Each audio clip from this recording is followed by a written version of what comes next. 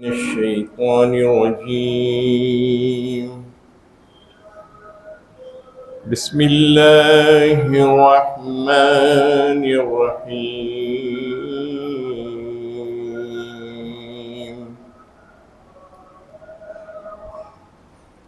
وأوحينا إلى موسى أن أسر بعبادي إنكم متبعون.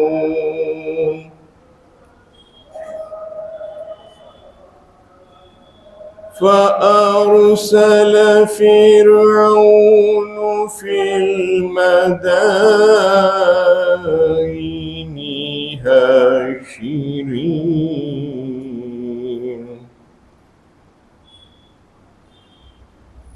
إن هؤلاء لشرذمة قليلون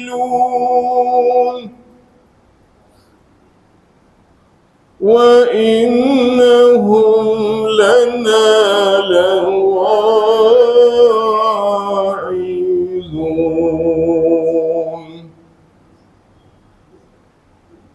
وإنا لجميع حاذرون. فأخرجناهم من جنات وعيون وكنوز ومقام كريم كذلك وأورثناها بني إسرائيل.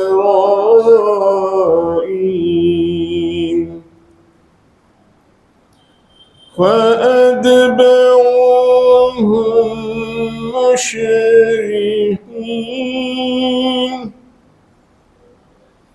فلما تراءى الجمعان قال أصحاب موسى إنا لمدركون. قال كلا إن معي ربي سيهدين. فأوحينا إلى موسى أن اضرب بعصاك البحر وانفلق فكان كل فرق كالطود العظيم.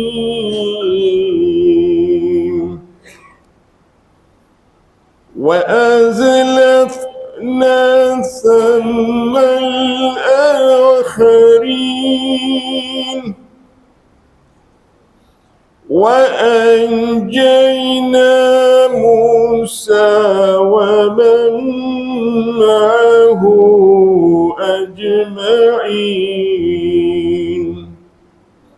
ثم أغرقنا الآخرين. إن في ذلك لآية وما كان أكثرهم مؤمنين وإن ربك لهو العزيز الرحيم. صدق الله العظيم. ورحمة الله وبركاته. الحمد لله وحده والصلاة والسلام على من لا نبي بعده. أما بعد فأعوذ بالله من الشيطان الرجيم. بسم الله الرحمن الرحيم. وأوحينا إلى موسى أن أسر بعبادي إنكم متبعون.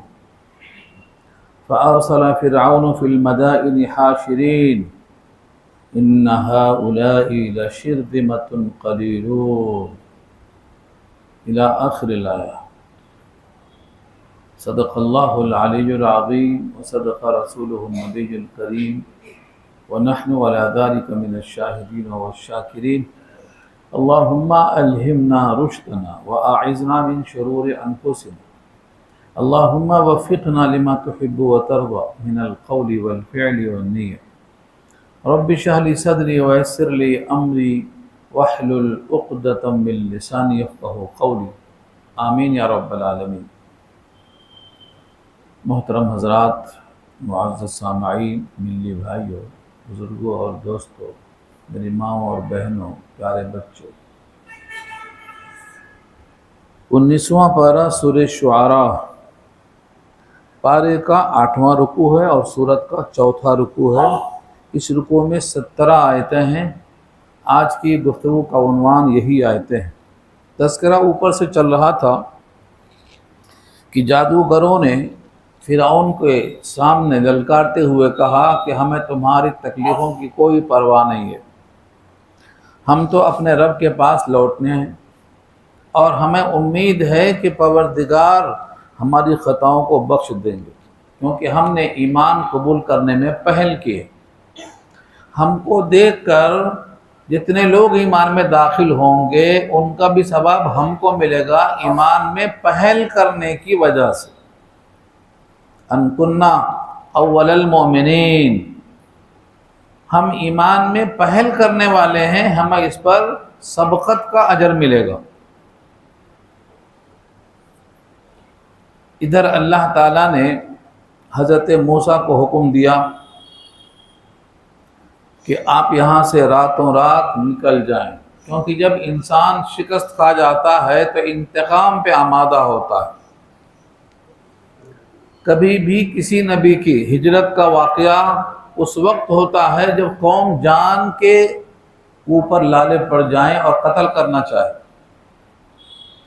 اب یہاں فرعون کی حکومت کو خطرہ ہے کیونکہ سب پلٹ جائیں گے جادوگروں کی وجہ سے، اس لیے یہاں سے نکل جانے کا حکم دیا. ہجرت کا حکم شروع ہو گیا یہاں سے. وَأَوْحَيْنَا، اور ہم نے وحی بھیجا. خفیہ پیغام کو وحی کہا جاتا ہے. اللہ نے حضرت موسیٰ کی طرف حکم بھیجا، ان اسری بعبادی، یہ کہ لے کے چلو میرے بندوں کو. اسری رات کے سفر کا نام ہے، اگرچہ لیلن کہیں آ جائے وضاحت کے لیے، لیکن اسرا کے معنی ہی رات کے سفر کے آتے ہیں. چاہے بنی اسرائیل میں ہو سبحان الذی اسرا، وہاں بھی سفر رات کا ہے. یہاں بھی رات میں نکلنا ہے، یہاں بھی اسرا ہے. جہاں بھی اسرا کا لفظ آئے گا رات کے سفر کا نام ہے، وہ راتوں رات نکلنا. اللہ کے محبوب بندوں کو رات میں نکلنے کا مقصد یہ ہوتا ہے کہ دشمنوں کے شر سے آپ کو بچایا جائے. ہجرت کے موقع پر بھی آپ راتوں رات نکلے تھے مکہ سے مدینہ کی طرف، تو یہاں راتوں رات نکلنا ہے. اسری کے ساتھ بے لگا ہوا ہے، بے، یہ اس کا صلہ کہتا ہے، ایڈورب ہے یہ. میرے بندوں کے ساتھ نکلو، اکیلے نہیں جانا ہے آپ کو، میرے بندوں کو ساتھ لے کے چلو. انکم، بے شک تم، یعنی تم سب، تقریباً 6 لاکھ افراد، متبعون، پیچھا کیے جاؤ گے. اتباع مانے پیچھے چلنا، اور اتباع کرنا بھی اسی کا نام ہے. لیکن یہاں اتباع کے بجائے کیا لفظ ہے؟ متبع، جس کا پیچھا کیا جائے، جس کا تعاقب کیا جائے. کیونکہ یہ پھوکٹ کے نوکر چلے جا رہے ہیں، کام کون کرے گا؟ اس لیے تمہارا پیچھا کیا جائے گا، تمہیں جانے بھی نہیں دیا جائے گا. متبعون۔ اور ایسا ہی ہوا، جیسے ہی معلوم ہوا کہ یہ لوگ تو چھوڑ کے بھاگ جا رہے ہیں، ملک مصر چھوڑ کر چلے جا رہے ہیں۔ یہ وہی دریائے نیل ہے جو ابھی موجود ہے مصر کے پاس، چھوڑ کے چلے جا رہے ہیں۔ تو فرعون نے لشکر کو بھیج دیا، شہروں کو بھیج دیا۔ کچھ اس میں آیتیں ایسی ہیں جن کا تعلق پچھلے واقعے سے اعادے کے شکل میں ہے کہ حسب وعدہ فرعون نے جادوگروں کو بلایا اور سب جمع ہوئے اور مقابلہ ہوا، جادوگر کا غلبہ ہوا، تو اب یہ لوگ راتوں رات جانے لگے، ان کا پیچھا کیا جانے لگا۔ یہ سب پیچھے تفصیل آ چکی ہے، یہاں اس کی طرف اشارہ ہے۔ فَأَرْسَلَ فرعون نے بلا بھیجا فی المدائن، شہروں میں۔ مدائن جمع ہے مدینتن کی، مدینہ کہتے ہیں شہر کو، اور مدائن کے معنی جہاں جہاں اس کی حکومت تھی ان تمام شہروں میں کالا بھیجا، حاشرین، جمع کرنے کے لیے۔ یعنی اس کا خیال تھا کہ ادھر بھی گئے ہوں گے، ادھر بھی گئے ہوں گے، ادھر بھی گئے ہوں گے، جہاں جہاں گئے ہوں ہر طرف سے پکڑ کے لائے جائے، کیونکہ یہ لوگ چلے جائیں گے تو ہمارے کام کاج کون کرے گا، اس لیے ہر ایک کو دوڑایا۔ اِنَّ هَؤُلَاءِ، بے شک یہ لوگ، لَشِرْذِمَةٌ، لام تاکید کا ہے، لام زبر لا، یہ تاکید کا ہے۔ اور شرذمہ کے معنی ایک چھوٹی موٹی جماعت، اس کی صفت آئی ہے قلیلون، ایک ایسی جماعت ہے جو بہت مختصر ہے۔ یعنی یہ لوگ بنی اسرائیل میں بہت کم تعداد رکھتے ہیں جو بھاگ کے آ گئے ہیں۔ وَإِنَّهُمْ لَنَا لَغَائِظُونَ، اور بے شک وہ لوگ ہم سے، غائزون، غیظ و غضب اردو میں استعمال ہے، غیظ و غضب، تو غائزون اس میں فاعل ہے۔ بے شک وہ لوگ ہمارے لیے غصہ دلایا ہے، بہت زیادہ ہم کو غصہ دلایا ہے۔ وَإِنَّا، اور بے شک ہم، لَجَمِيعٌ حاضرون، سب کے سب، حاضرون، بچنے والے ہیں، پرہیز کرنے والے ہیں، بچنے والے ہیں، پرہیز کرنے والے ہیں۔ اللہ تعالیٰ نے ان تمام لوگوں کو جو پیچھا کرنے والے تھے اکٹھا کر دیا، سب جمع ہو گئے۔ اب ان کو ان ملک مصر سے، ان کی بادشاہت کے مقام سے کیسا بے دخل کیا ہے اللہ نے، انہوں نے سوچا بھی نہیں تھا۔ جیسے آج کا فرعون نہیں سوچ رہا ہے ویسا ہی نہیں سوچا تھا، وہم و گمان میں نہیں ہے آج کے فرعون کو، بالکل ایسا ہی نہیں سوچا تھا۔ وہ تو نکلا تھا تعاقب کرنے، پھنس گیا۔ کیسا نکالا؟ وَإِنَّا لَجَمِيعٌ حَاضِرُونَ فَأَخْرَجْنَاهُمْ مِنْ جَنَّاتٍ وَعُيُونٍ۔ اللہ فرماتے ہیں یہ لوگ مٹھی بھر لوگوں کو پکڑنے نکلے تھے، غصہ دلانے والوں کو جو ان سے پرہیز کرتے تھے ان کو پکڑنے گئے تھے۔ کیا ہوا؟ پکڑنے کی چکر میں جس کو پکڑنے گئے وہ تو نکل گیا، یہ پھنس گئے۔ جیسے عام طور سے میڈک رکھا جاتا ہے سانپ پکڑنے کے لیے، وہ سانپ پکڑنے میڈک کے پاس آتا ہے، میڈک کو کھا بھی نہیں پاتا کہ پکڑا جاتا۔ یہ دنیا کا اصول ہے۔ اللہ نے دیکھا کہ موسیٰ علیہ السلام پورے لشکر کے ساتھ پھنس گئے بیچ میں، آگے دریا، پیچھے فرعونی لشکر، پوری قوم چلا رہی ہے۔ آگے جملہ آ رہا ہے، کیا چلا رہے ہیں؟ موسیٰ اب ہم پکڑے گئے، بچنے کا کوئی راستہ نہیں ہے، کیونکہ ان کے گمان میں نہیں تھا کہ دریا کو پار کر سکتے۔ دریا کوئی پار کرنے کی جگہ ہے؟ دریا تو ڈوب کے مرنے کی جگہ ہے۔ اور وہ دریا آج بھی ہے، جا کے دیکھ لو، ملک مصر میں لگا ہوا ہے وہی دریا، دریائے نیل۔ تو دریا میں گئے تو ڈوب کے مر جائیں گے، اور پیچھے مڑے تو لشکر ہے فرعون کا پکڑے جائیں گے، اب کیا کرنا؟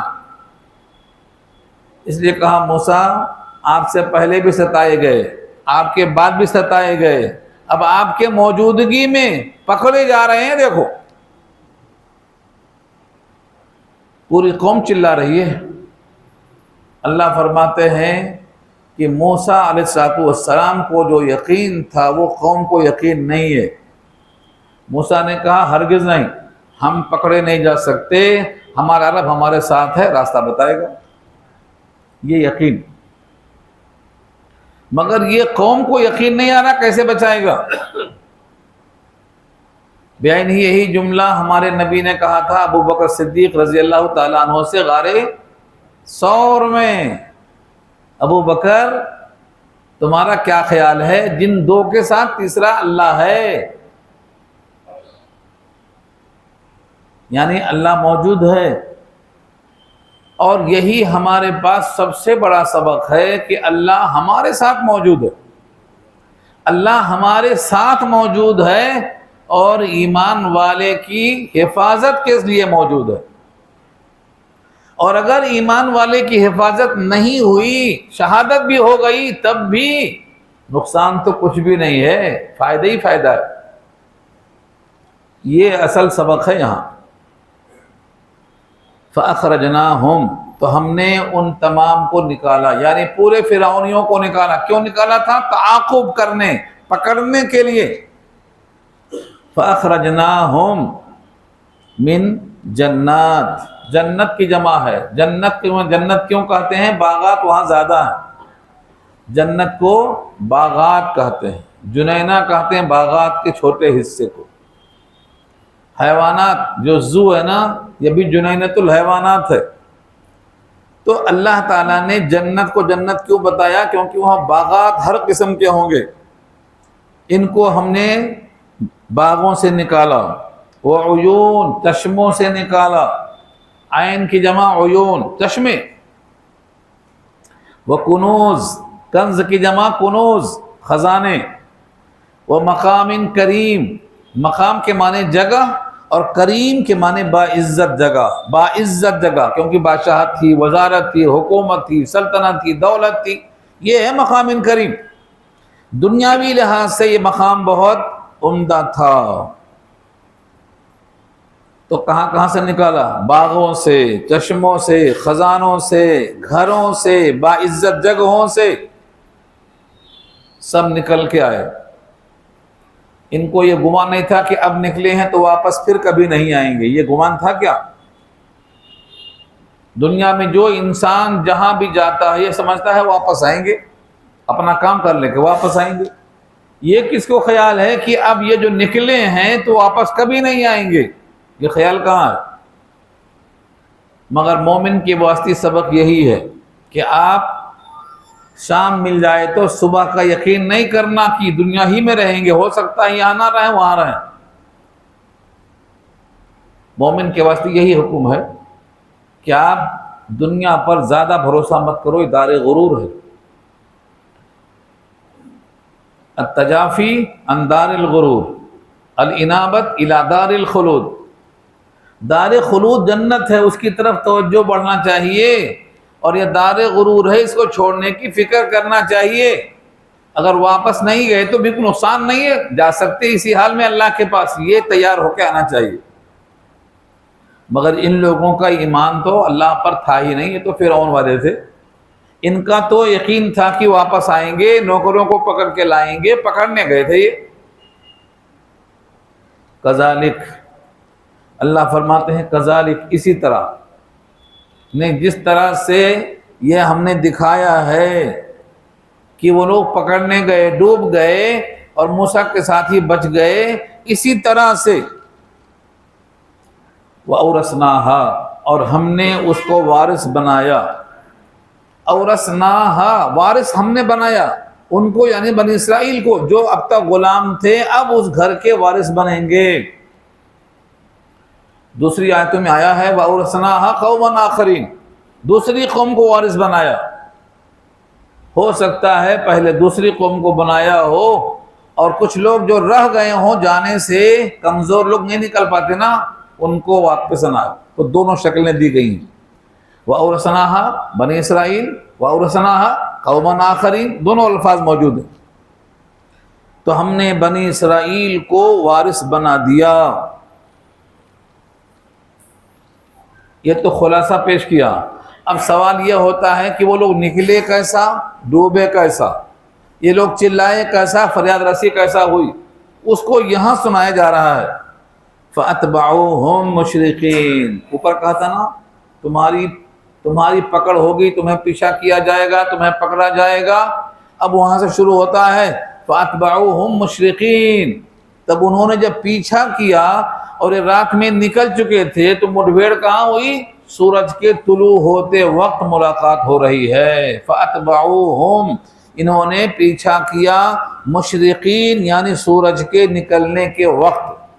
مشرقین شرقہ کے معنی سورج کا طلوع ہونا، سورج طلوع ہو رہا ہے، رات گزر گئی، چلتے چلتے سب دریائے نیل پہ پہنچے۔ فَلَمَّا تَرَاءَ الْجَمْعَانِ، بس جب دیکھا ہے دونوں جماعتوں نے ایک دوسرے کو، تراء موسیٰ کی قوم نے فرعون کی قوم کو دیکھا، فرعون کی قوم نے موسیٰ کی قوم کو دیکھا، یہ ہے تراء، دونوں ایک دوسرے کو دیکھ رہے ہیں۔ الجمعان، دونوں لشکر آپس میں ایک دوسرے کو دیکھ رہے ہیں۔ قال اصحاب موسیٰ، موسیٰ کے ساتھیوں نے کہا، انا لمدرکون، بے شک اب ہم پکڑے گئے۔ جن کی نگاہوں میں صرف دنیا کے اسباب ہوتے ہیں، وہ اللہ کی قدرت پر کامل یقین نہیں رکھتے ہیں، ہر اس انسان کا یہ حال ہوتا ہے کہ وہ بلبلا اٹھتا ہے۔ جیسے یہاں ہے انا لمدرکون، بے شک ہم تو البتہ پکڑے گئے۔ مدرکون ادراک سے ہے، ہم پکڑ لیے گئے، اب آگے جانے کا راستہ نہیں ہے۔ قال کلا، حضرت موسیٰ نے کہا ہرگز نہیں۔ یہ ہرگز نہیں جو کہا وہ کس بنیاد پہ کہا؟ یہ انبیاء کو اللہ کے ساتھ ہونے کا یقین ہے اور اللہ نے مدد کا وعدہ کیا ہے۔ پیچھے گزرا سورہ طٰہٰ میں بھی آیا، اننی اسمع و ارا، میں سن رہا ہوں، تم جاؤ، میں دیکھ رہا ہوں، میں تمہیں دیکھ رہا ہوں، تمہیں سن رہا ہوں، میں تمہارے ساتھ ساتھ ہوں۔ یہ اس یقین کی وجہ سے موسیٰ کہتے ہیں کلا، ہرگز نہیں۔ ان معی ربی سیہدین، ان معی ربی سیہدین، بے شک میرا رب میرے ساتھ ہے، ان قریب وہ مجھے راستہ بتائے گا۔ یہ جملہ صرف موسیٰ کے لیے نہیں ہے، قرآن میں نقل کیوں کیا گیا؟ یہ ہر مسلمان کو چاہیے کہ یقین کرے میرا رب میرے ساتھ ہے، مجھے رہنمائی کرے گا۔ ان معی ربی، بے شک میرا رب میرے ساتھ ہے۔ سیہدین، یہدین میں جو سین لگی ہے جس کے معنی ان قریب ہی مجھے وہ ہدایت کرے گا، یعنی جلد ہی ہدایت کرے گا۔ ایسا نہیں ہے اب تاؤ لگا ہے ہدایت کا، ہدایت نامہ 1 سال کے بعد آئے گا، ایسا نہیں ہے۔ سیہدین یہ سین کا ترجمہ ہے، ان قریب ہی مجھے راستہ بتائے گا، وہ دریا سے نکلنے کا راستہ بتائے گا۔ اللہ تعالیٰ نے حضرت موسیٰ کو یقین دلایا ہے، موسیٰ کو یقین ہے، باقی پوری قوم کو یقین نہیں ہے۔ پوری قوم کہہ رہی ہے پکڑے گئے، موسیٰ کہتے ہرگز نہیں۔ مگر سیرت مصطفیٰ سے یہ معلوم ہوتا ہے کہ امت محمدیہ کا ہر فرد اس یقین کے ساتھ جیے کہ اللہ میری شہ رگ سے قریب ہے۔ 17 آیتوں میں اللہ نے بتایا ہے وَنَحْنُ أَقْرَبُ إِلَيْهِ مِنْ حَبْلِ الْوَرِيدِ، ہم انسان کی شہ رگ سے بھی زیادہ قریب ہیں۔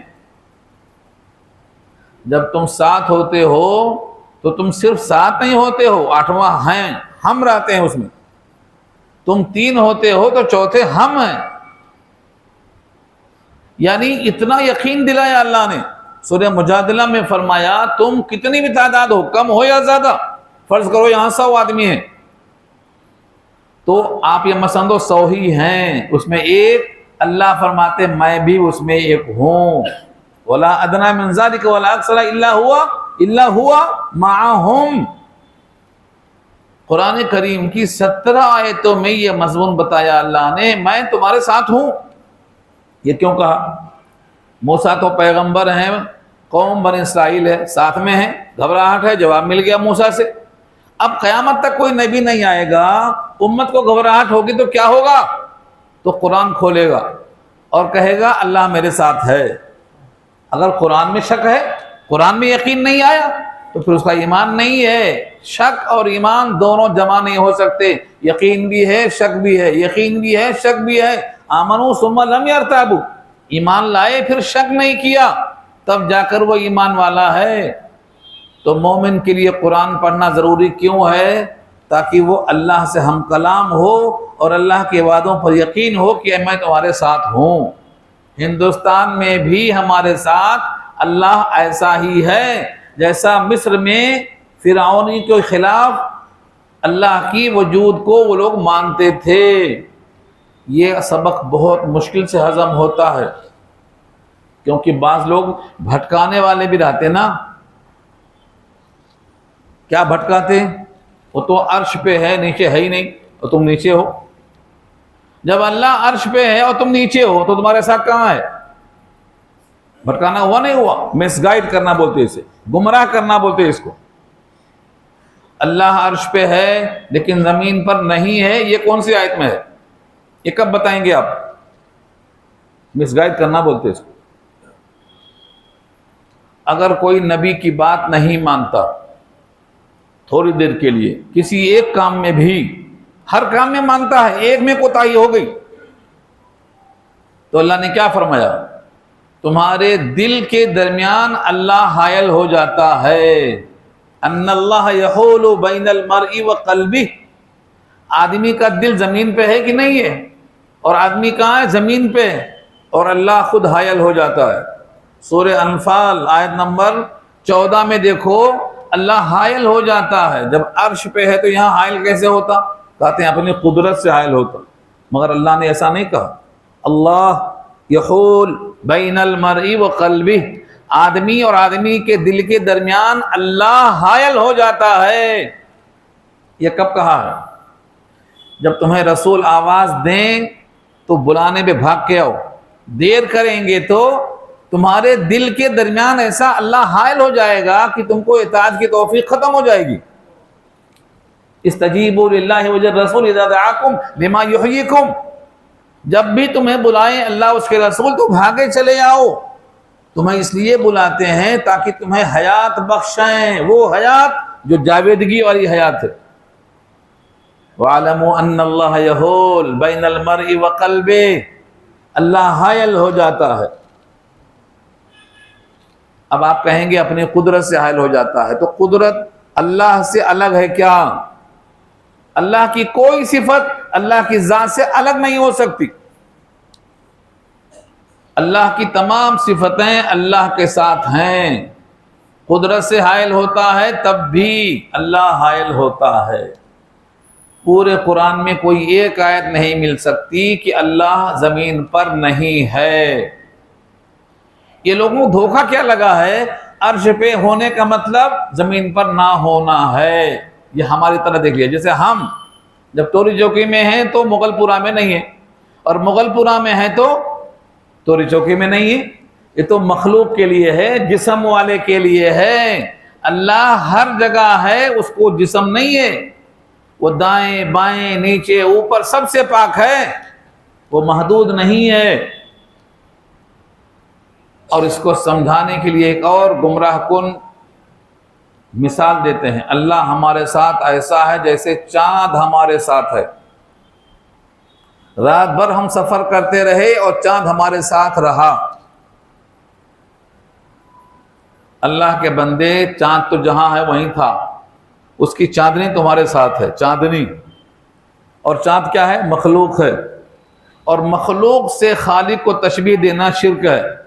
تم نے اللہ کا ہمارے ساتھ ہونا چاند کا ہمارے ساتھ ہونے سے تشبیہ دیا، یہ شرک ہے۔ اور قرآن کی آیت کے خلاف ہے۔ قرآن کی کون سی آیت کے خلاف ہے؟ لیس کمثلہ شیء، اس جیسی کوئی شے نہیں ہے، چاند بھی نہیں ہے، تو چاند کی طرح اللہ ہمارے ساتھ ہے، یہ بولنا جرم ہے، عقائد کے لحاظ سے جرم ہے، یہ ہے مس گائیڈ کرنا، گمراہ کرنا ہے۔ قرآن کریم کی کوئی ایک آیت پیش کر دو کہ زمین پر اللہ نہیں ہے، ایک حدیث پیش کر دو کہ زمین پر اللہ نہیں ہے، ہم توبہ کرنے کو تیار رہتے ہیں۔ آپ پیش تو کرو دلیل، ہے ہی نہیں۔ میں یہاں کیوں سمجھانا چاہتا ہوں، یہ آج امت کو بھٹکا کر کے یہ کہا گیا ہے تم باجا بجاؤ، اللہ تو عرش پہ ہے، تمہارے ساتھ ہے نہیں، باجا بجاؤ، ناچو گاؤ، تھرکو، جو چاہے زمین پہ کرو، کیونکہ اللہ زمین پہ ہے ہی نہیں، آسمان پہ ہے وہ تو۔ اللہ فرماتے ہیں تم جو کرتے ہو نا ہم مشاہدہ کر رہے ہیں۔ ہاں، وما تتلو منہ من قرآن، اگر تم قرآن پڑھ رہے ہو، او تعملون من عمل، یا کوئی بھی کام کر رہے ہو دنیا کا اچھا یا برا، الا کنا علیکم شہودا اذ تفیضون فیہ، جب وہ تم کام کر رہے ہوتے ہو تو ہم تم کو دیکھ رہے ہوتے ہیں۔ شہود اللہ کی صفت میں سے، الشہید اللہ حاضر ہے، مشاہدہ کر رہا ہے۔ تم کہتے ہو غیر حاضر ہے، وہ مشاہدہ کر رہا ہے، تو یہ دماغ سے نکال دو کہ اللہ ہمارے ساتھ نہیں ہے، اللہ ہمارے ساتھ ہے، چاند کی طرح نہیں، اپنی شان کے مطابق ہے۔ اللہ ہمارے ساتھ ہے، اپنی شان کے مطابق ہے، پوری قدرت کے ساتھ اور اپنی مشیت کے ساتھ، اپنے تکلم کے ساتھ، اپنے ارادے کے ساتھ، اپنی پوری قدرت کے ساتھ ہمارے ساتھ ہے وہ۔ جب یہ صفات مومن کو آ جائیں گی تو بڑے بڑے فرعون بہہ جائیں گے پانی میں، کسی کو خوف نہیں آئے گا غیر اللہ کا۔ اور یہی سبق یہاں مراد ہے، پورے رکوع میں یہی سبق مراد ہے، ہرگز نہیں، بے شک اللہ میرے ساتھ ہے، میرا رب میرے ساتھ ہے۔ یہاں اللہ بھی کیوں نہیں کہا، رب کیوں کہا؟ کیونکہ بندہ ربوبیت کو تھوڑا پہچانتا ہے اللہ کے مقابل میں۔ پہلے دن سے پرورش کون کرتا ہے؟ اللہ کرتا ہے۔ رب العالمین کیوں کہا اس کو؟ اسی لیے یہاں کیا کہا؟ ربی، میرا رب میرے ساتھ ہے۔ جس نے مجھے کہا ہے رات میں نکلو، وہ میرا رب ہے۔ جس نے کہا تمہارا پیچھا کیا جائے گا، وہ میرا رب ہے۔ جس نے کہا یہ لاٹھی لے جاؤ کام آئے گی، وہ میرا رب ہے۔ یہ ربوبیت کے معنی میری پرورش، بچپن سے لے کر جب صندوق میں ڈالا گیا تھا میں، اس وقت سے لے کر آج تک جو میری پرورش کر رہا ہے، میری تربیت کر رہا ہے، میری رہنمائی کر رہا ہے، وہ میرے ساتھ ہے۔ حضرت موسیٰ کے تمام سوال کا جواب دے دیا اللہ نے، اوتیتا سؤلک یا موسیٰ، تمہارے ہر سوال کا جواب یہ ہے کہ میں تمہارے ساتھ ہوں، میں تمہیں دیکھ رہا ہوں، تم جاؤ، تمہارے لیے کوئی فکر کی ضرورت نہیں ہے۔ یہ صرف نبیوں کے ساتھ اللہ ہونے کا تصور نہیں ہو رہا ہے، اللہ ہر مومن کے ساتھ ہے تو کافروں کے ساتھ بھی، لیکن کافر اس کو محسوس نہیں کرتا، وہ تو مخلوق میں خالق ڈھونڈ رہا بیٹھ کے، وہ تو مجبور میں قادر ڈھونڈ رہا ہے، وہ تو ننگے بھوکے میں ڈھونڈ رہا ہے کہ یہاں خالق مل جائے گا اسے۔ مخلوق میں خالق نہیں مل سکتا، محتاجی میں قدرت نہیں مل سکتی، جو سن نہیں سکتا، دیکھ نہیں سکتا، بول نہیں سکتا، وہاں تمہیں مشیت کہاں ملے گی، تکلم کہاں ملے گا، ارادہ کہاں تمہیں ملے گا؟ تو یہ غلط جگہ ڈھونڈ رہا ہے۔ اس لیے اللہ وہاں ہے مگر ان کی نگاہوں میں نہیں آئے گا، ان کے دل پہ پردہ ہے، آنکھیں اندھی نہیں، دل اندھا ہے۔ لا تعمل ابصار ولکن تعمل قلوب، آنکھیں اندھی نہیں ہیں، دل اندھا۔ آنکھیں تو دیکھ رہی ہیں، آنکھیں تو سب کچھ دیکھ رہی ہیں، لیکن دل اندھا ہونے سے ایک محتاج کو قادر سمجھ رہے ہیں، ایک بے بس کو سب کچھ کرنے والا سمجھ رہے ہیں، یہ دل کا اندھا ہے۔ یہ سبق پورے رکوع میں سب سے اہم ہے، اس لیے میں نے اس کو کھول دیا کہ آپ کبھی بھی اکیلے نہیں رہتے، کبھی بھی۔ آپ قبر میں ہوں گے تب بھی اکیلے نہیں، آپ بستر میں ہوں گے تب بھی اکیلے نہیں، آپ بیوی کے پاس ہیں تب بھی اکیلے نہیں، آپ اکیلے نہیں ہیں۔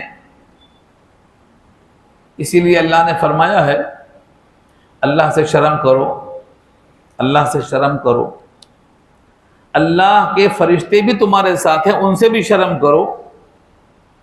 وہ فرشتے تم سے دور ہٹ جاتے ہیں، تمہارے بعض اوقات خلوت کی وجہ سے فرشتے ہٹ جاتے ہیں۔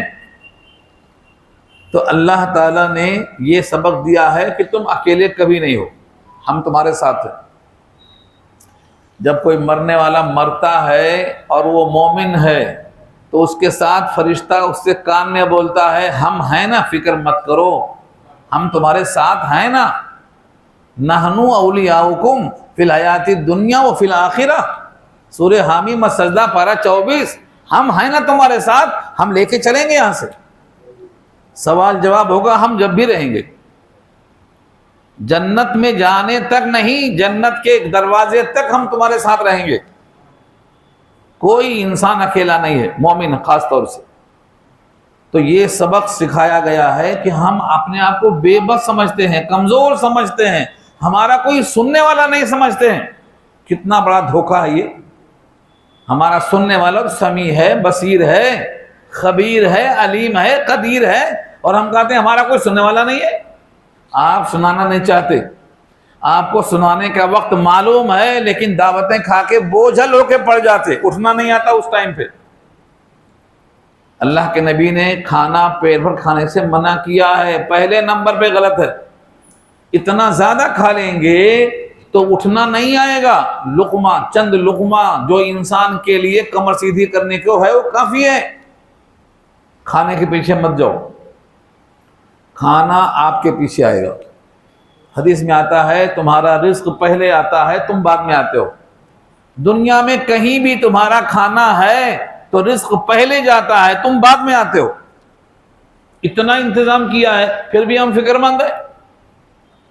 کوئی انسان کھانے سے پہلے نہیں پہنچتا، جہاں جہاں اس کا رزق ہے پہلے رزق جاتا ہے، انسان بعد میں آتا ہے۔ اور اگر ایک لقمہ باقی ہے تو موت نہیں آئے گی، فرشتہ ٹھہر جائے گا، اس کا ایک لقمہ باقی ہے، ایک سانس باقی ہے تو موت نہیں آئے گی۔ اتنا یقین دلانے کے بعد بھی ہم پریشان رہتے ہیں کہ ہمارا پوچھنے والا کوئی نہیں۔ تو سب سے بڑا سبق یہ ہے کہ آپ اکیلے نہیں ہیں، اللہ آپ کے ساتھ ہے، ایک ایک فرد بشر کے ساتھ اللہ ہے۔ انما یا ربی، بے شک میرا رب میرے ساتھ ہے، سیہدین، ان قریب راستہ بتائے گا۔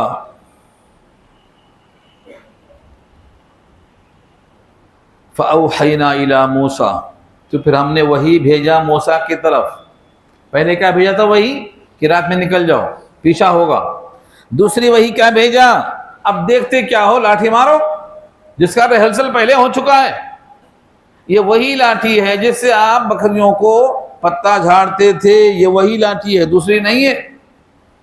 فرق یہ ہے کہ پہلے اس لاٹھی کی نسبت اللہ نے اپنے طرف نہیں کی تھی، تمہاری لاٹھی تھی۔ اب اللہ نے کہا اس لاٹھی کی نسبت میری طرف ہے، میرے حکم سے اس کو لے کے جاؤ، جہاں مارو گے تمہارے مقصد کے حساب سے کھڑی ہو جائے گی۔ لاٹھی تو وہی ہے، نسبت فرق ہو گئی۔ تمام کھجوریں مدینے کی ہیں، مگر ایک کھجور نے حضور کی نسبت حاصل کر لی، اجوا کھجور 1200 روپے کلو ہے۔ کیوں بھائی؟ 1 کلو کھجور 300 میں بھی ہے، یہ 1200 میں کیوں ہے؟ کیونکہ اس کے ساتھ حضور کا قول منسوب ہو گیا ہے کہ اس کھانے سے زہر نہیں اثر کرے گا، سمن ولا سحرون، نہ جادو اثر کرے گا نہ زہر اثر کرے گا۔ اگر مدینے کی اجوا ہے اور 7 عدد کھا لیا، یہ مہنگی ہو گئی، نسبت حضور کی لگ گئی تو یہ مہنگی ہو گئی۔ یہ لاٹھی موسیٰ کے ہاتھ میں تھی، موسیٰ کی لاٹھی ایک بکری چرانے والے کے ہاتھ کی لاٹھی تھی وہ، لیکن اللہ نے اس کو اپنے طرف منسوب کر دیا۔ کیا کہا؟ ڈالو پھر پکڑو، ڈالو پھر پکڑو، اب جاؤ اس کو لے کے جاؤ، اور تمہارا کچھ بگڑے گا نہیں، تمہاری کوئی فکر کی ضرورت نہیں۔ قتل کا مقدمہ ہے تب بھی نہیں، تم اکیلے ہو تب بھی نہیں، تم صرف 2 ہی ہو ادھر ہزاروں ہیں تب بھی نہیں، میں تمہیں دیکھ رہا ہوں۔ تو نسبت ہے یہ، یعنی آپ بھی اپنے آپ کو عبداللہ بنو، اللہ کا بندہ بنو، شہوت کا بندہ نہیں، پیٹ کا بندہ نہیں، بھوک کا بندہ نہیں، آپ کو اللہ کا بندہ بننا ہے تو آپ کا بھی کچھ بگڑنے والا نہیں ہے. عبداللہ بن جائیں گے اور آپ کو کوئی قتل بھی کر دے گا تو آپ فائدے میں ہوں گے، نقصان تب بھی نہیں ہوگا.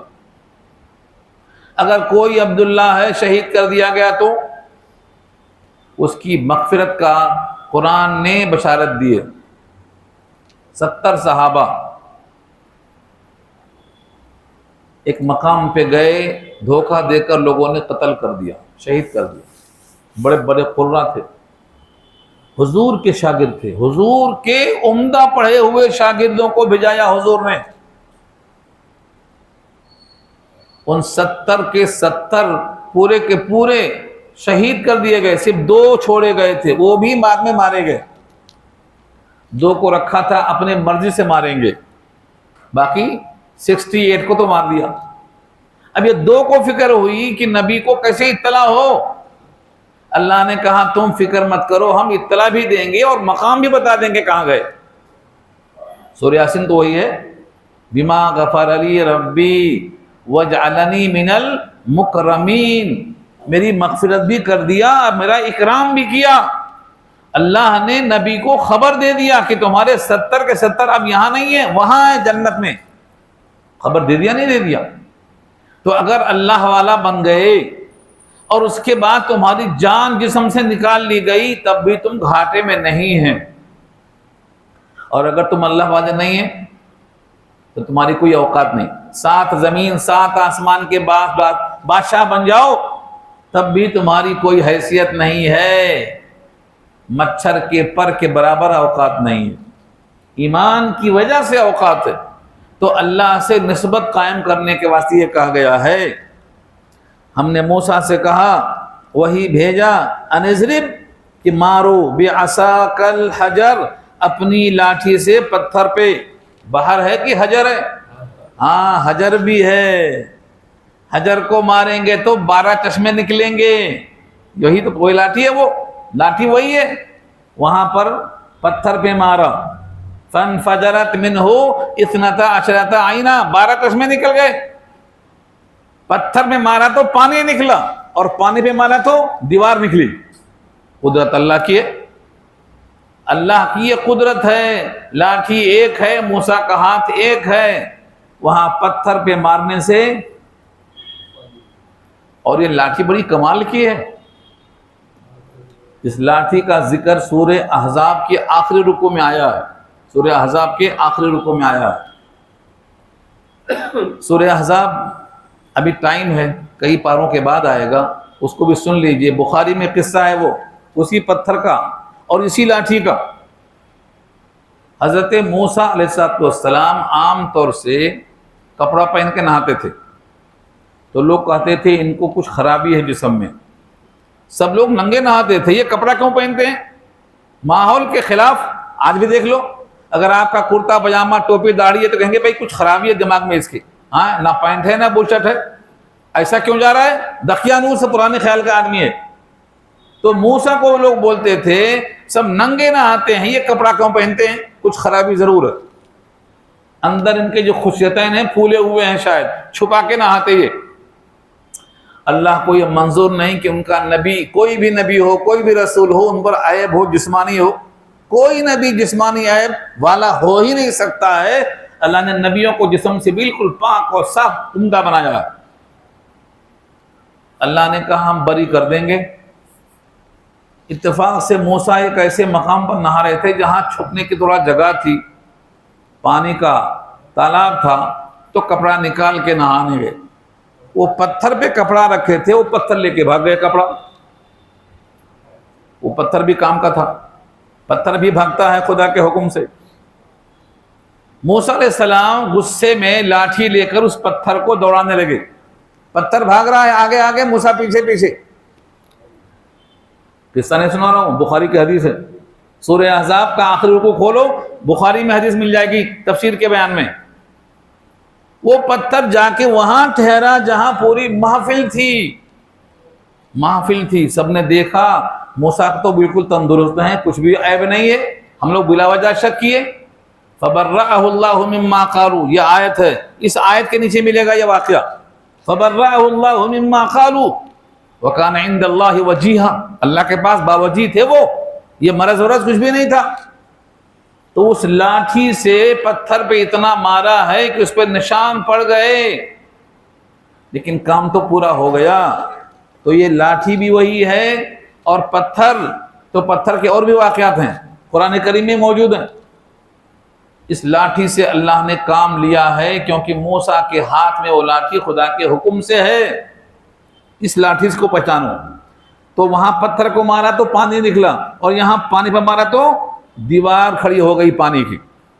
فانفلق، پھٹ گیا پانی، دریا پھٹ گیا۔ انفلاق کے معنی دو ٹکڑے ہو کے الگ جانا، جیسے وہاں انشقاق قمر ہے، چاند شق ہو جانا، ویسے یہاں انفقاق ہے۔ فلق کے معنی دریا کے پانی کی دو دیواریں کھڑی ہو گئی، سڑک بن گئی بیچ میں۔ فانفلق، پھٹ گیا دریا۔ فکان کل فرقین، پس ہو گیا ہر دریا کا ٹکڑا۔ فرق مانے جیسے آپ بیچ میں مانگ نکالتے ہیں، کنگھی کرتے ہیں بال میں، ایک طرف کو ایک فرق کہتے ہیں، دوسرے کو دوسرے فرق کہتے ہیں، اس لیے مانگ کو عربی میں مفرق کہتے ہیں۔ مفرق مانگ نکالنے کی جگہ، مفرق ہے وہ، یا وہی ہے فرق، یعنی دریا جہاں لاٹھی مارا وہاں سے پانی دائیں طرف والا ادھر کی دیوار بن گیا، اور بائیں والا ادھر کی دیوار بن گیا۔ یہ ہے کل فرقین، دریا کے دونوں فرقے کھڑے ہو گئے۔ کتنا اونچے گئے؟ کالطود العظیم، جیسے کہ کوئی بہت بڑا پہاڑ کھڑا ہو۔ جتنا پانی تھا پورا کھڑا ہو گیا تو کیا دکھائی دے گا؟ پہاڑ۔ اردو میں تودا کہتے ہیں، تودا، کالطود، پہاڑ۔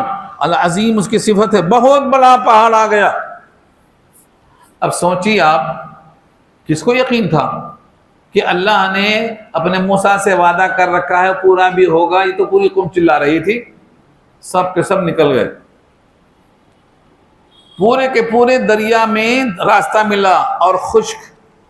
بعض لوگ سوال کرتے ہیں ایسی کون سی زمین ہے جہاں ایک ہی بار سورج کی شعائیں پڑی ہیں دوبارہ پھر نہیں پڑیں گی؟ یہی زمین ہے، دوبارہ پھر شعائیں نہیں پڑیں گی اس پر، ایک ہی بار شعائیں پڑی ہیں۔ دریائے نیل کا یہ وقت ہے، دریا پھٹ کے پانی دیوار بن گیا ہے، زمین پر سورج کی شعائیں پڑ گئیں، پھر کبھی نہیں پڑیں گی۔ اب یہ منظر دیکھ کر یہاں نہیں ہے، دوسری آیت میں دور سے کہتا ہے فرعون دیکھو دریا میرا استقبال کر رہا ہے، ابھی میں کتنا دور ہوں اور میرا استقبال کر رہا ہے، میرے استقبال میں دریا راستہ بن کے کھڑا ہوا ہے۔ ہاں، اس کو استقبال کہتا ہے۔ لوگ کہتے ہیں نا چراغ جب بجھنے والا ہوتا ہے تو بھبکتا ہے، ہاں، چیونٹی کا جب وقت آتا مرنے کا تو اس کو پر لگ جاتے ہیں، گیدڑ شہر کی طرف بھاگنے لگتا ہے۔ یہ دریا میں موسیٰ کے لشکر کو دیکھ کر کہتا ہے دریا میرا استقبال کرتا ہے۔ یہ واقعہ تفصیل کے ساتھ سورہ یونس پارہ 11 میں آیا۔ استقبال ہو رہا ہے، بہت خوش ہے، بالکل چوہے کی طرح خوش ہے۔ چوہے کا واقعہ سنایا تھا میں، سورہ انعام میں آیا ہے۔ چوہا پریشان کیا تو مالک نے اس کو روٹی میں گھی لگا کے چوہے دانے میں لٹکا دیا، دروازہ کھلا ہے۔ یہ بولتا ہے کہ روز تو بند رہتا تھا، ڈھونڈنا پڑتا تھا، گھی کہیں الگ ہے، دودھ کہیں الگ ہے، آج تو گھی روٹی اکٹھا ہے، دروازہ بھی کھلا ہے۔ تو ناچتے ہوئے ڈانس کرتے ہوئے آ رہا ہے۔ اس کو یقین آ گیا کہ میرا استقبال ہو رہا ہے، مگر جیسے ہی روٹی میں منہ لگاتا ہے دروازہ بند ہو جاتا ہے۔ جب سمجھ میں آیا استقبال نہیں ہے، دھوکا ہوا، مگر اب تو دیر ہو گئی۔ یہ اللہ نے بتایا سورہ انعام 7واں پارہ۔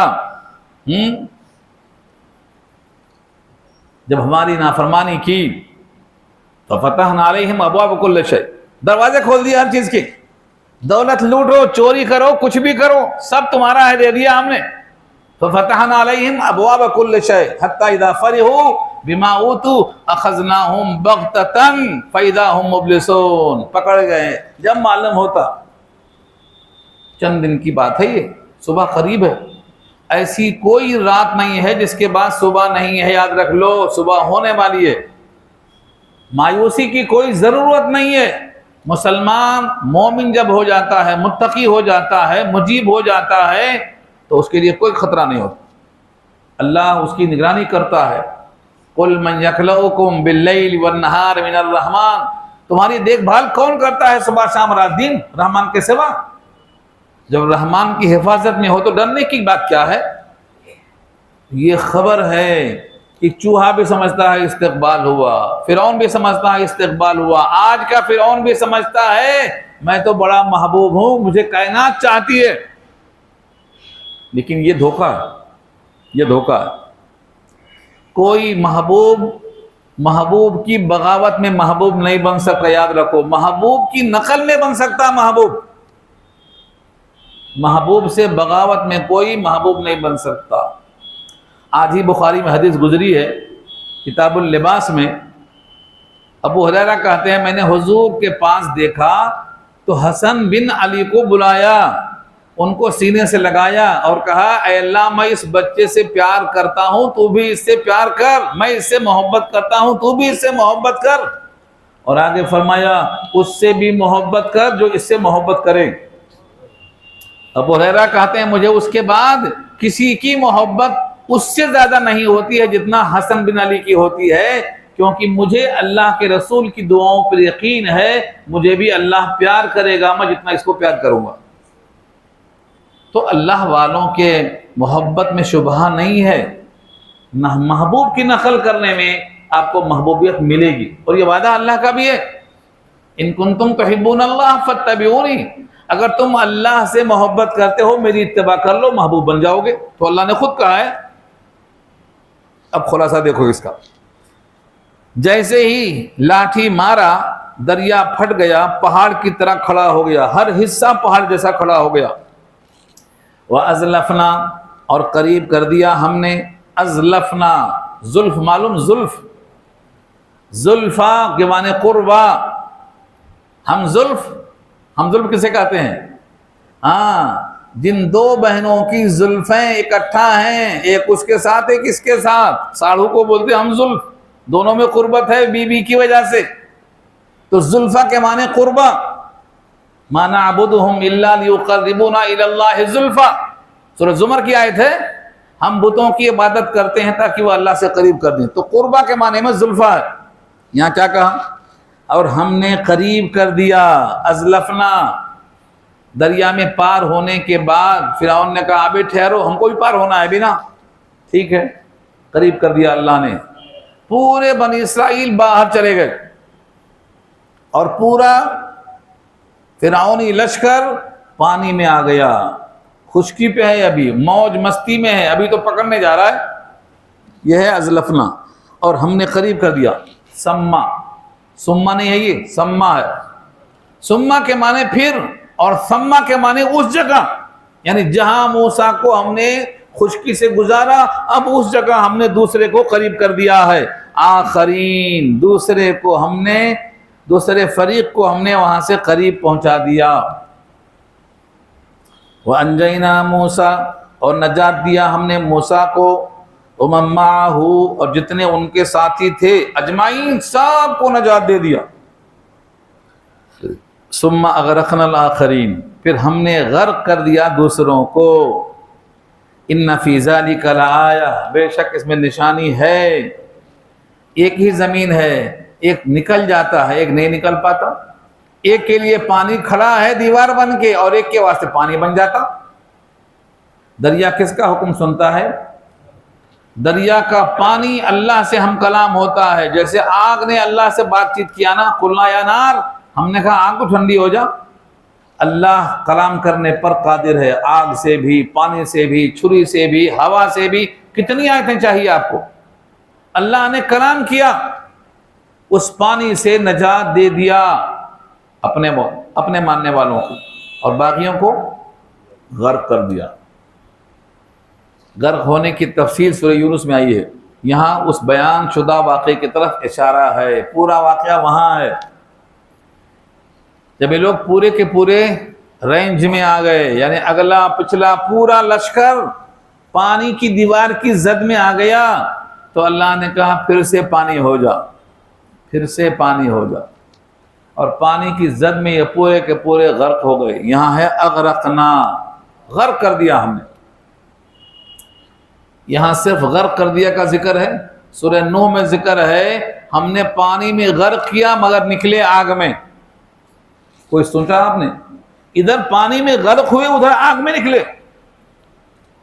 اغرقوا فادخلوا نارا، فا لگایا، ثم نہیں ہے وہاں. ثم مانے تھوڑی دیر کے بعد، اور فا مانے ادھر پانی میں ڈوبے ادھر آگ میں نکلے.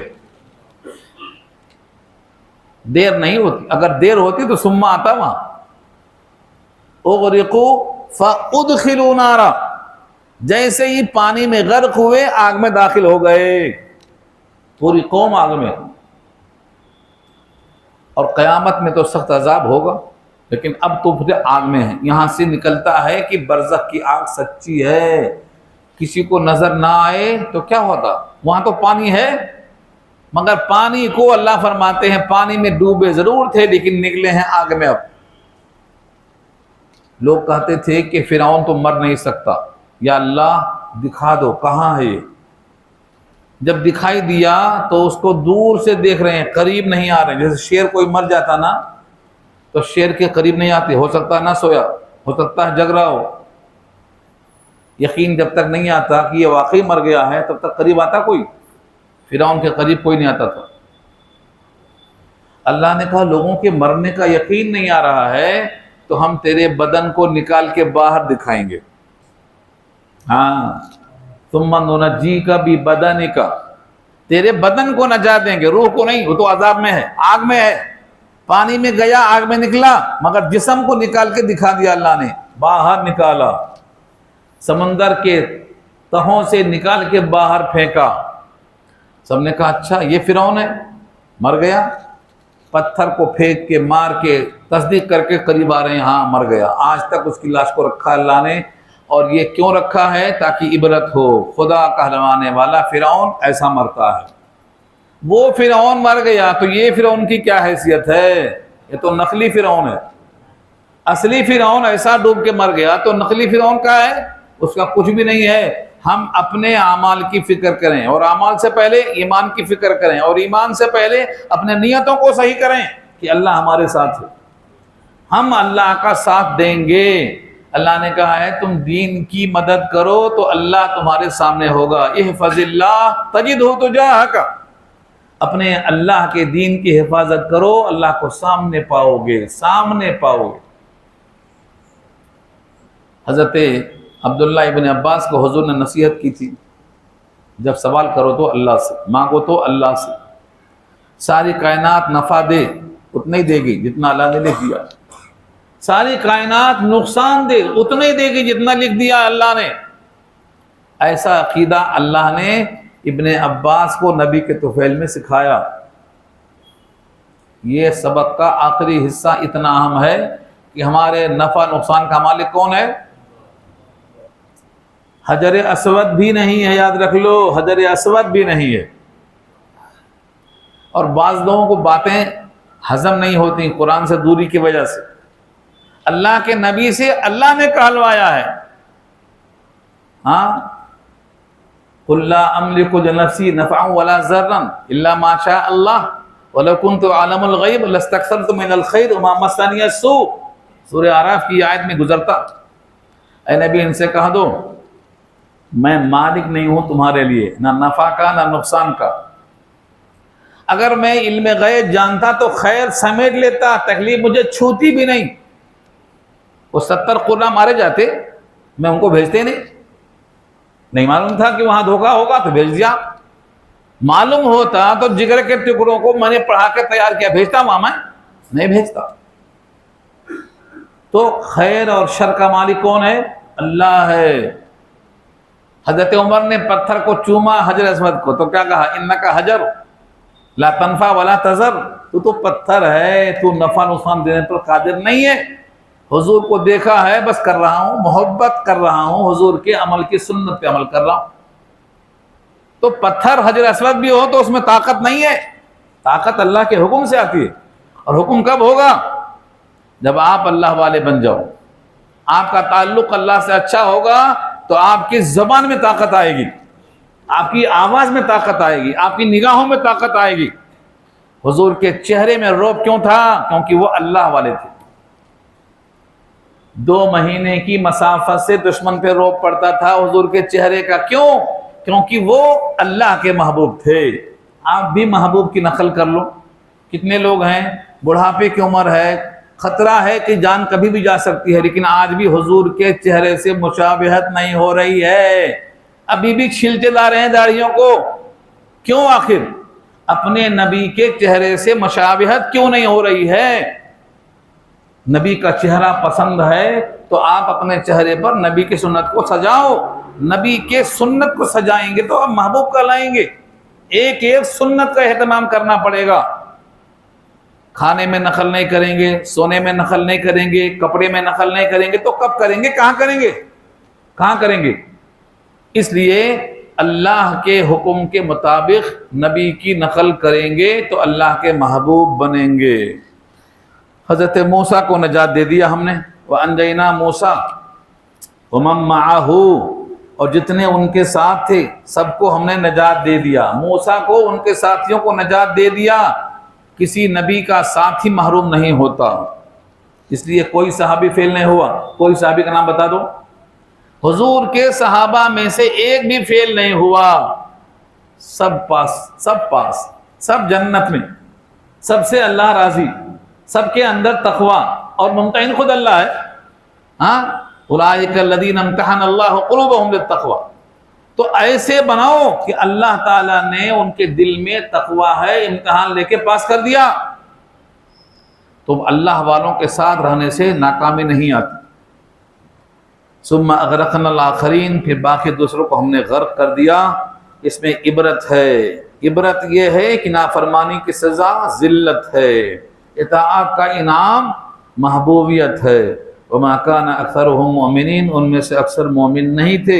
وَإِنَّ رَبَّكَ لَهُوَ الْعَزِيزُ الرَّحِيمُ, اور بے شک آپ کا رب البتہ وہی غالب ہے, رحمتوں والا ہے. غالب ہے, رحمتوں والا ہے. یہ 8 مرتبہ آئے گا اسی صورت میں. 8 مرتبہ آئے گا. 8 واقعے بیان ہوں گے. ہر دفعہ یہی ہوگا کہ رب تو غلبے والا ہے, رحمت والا ہے, اس کے قریب ہو جاؤ تم مغلوب نہیں ہو سکتے. مغلوب نظر بھی آؤ گے تب بھی غالب ہوگے. کیا جن صحابہ کو شہادت ملی ہے ناکام ہوئے ہیں؟ جن نبیوں کو قتل کر دیا گیا وہ ناکام ہوئے ہیں؟ قتل کے باوجود, شہادت کے باوجود, دنیا میں ناکامی کے باوجود وہ سب کامیاب ہوئے ہیں. ایک بھی فیل نہیں ہوا ہے. اس لیے اپنے جان اور جسم کی پرواہ مت کرو, اللہ کے راضی ہونے کی پرواہ کرو. یہ خلاصہ ہوا. آئیے اعلان کر لیجیے.